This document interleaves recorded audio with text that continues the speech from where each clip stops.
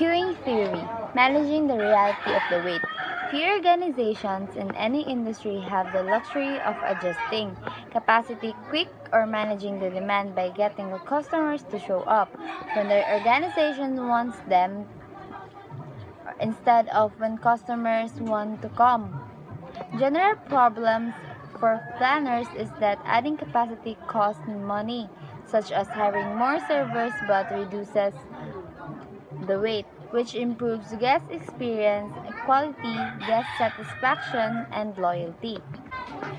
Queuing theory, sometimes called waiting line theory, and the mathematical solution that this technique offers. Characteristics of waiting lines. First, arrival patterns.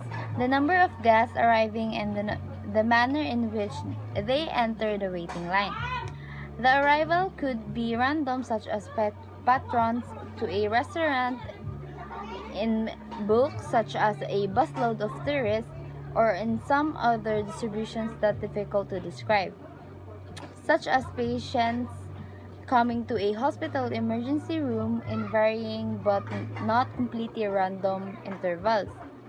Queue management is easiest when customers' arrivals can be scheduled through reservations. Second, queue discipline. How the arriving guests are served. Options are first come, first serve, last come, last serve.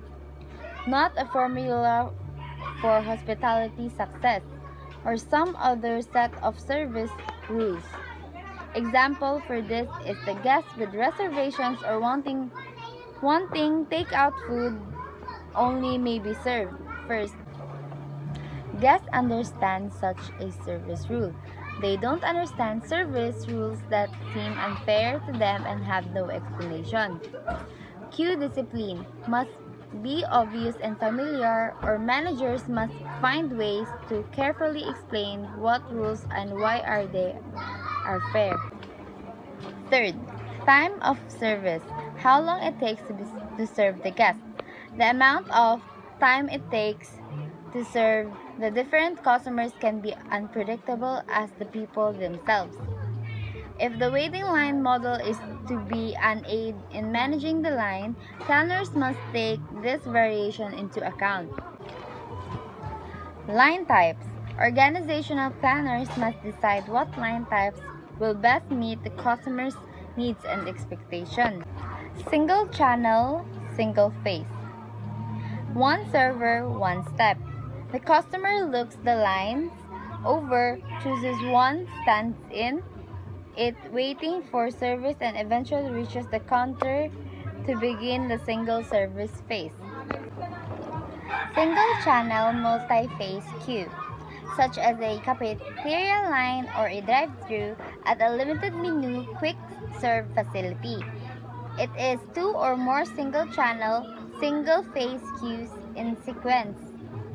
The guest waits in one queue for service from a single server and then moves on to the wait in another queue for another phase of service from another single server.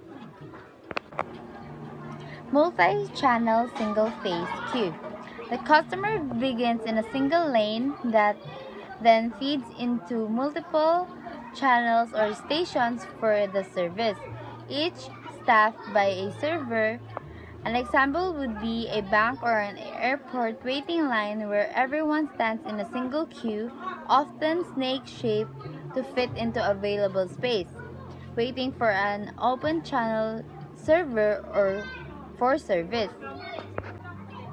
Multi-channels, multi-phase queue. It is a two or more multi-channel, multi-phase queue in a sequence. The guest waits to get to the front of the one line, then goes to the next available server.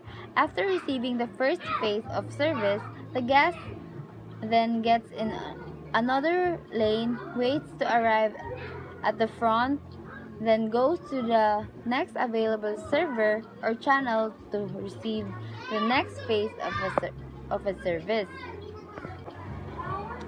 Virtual queues.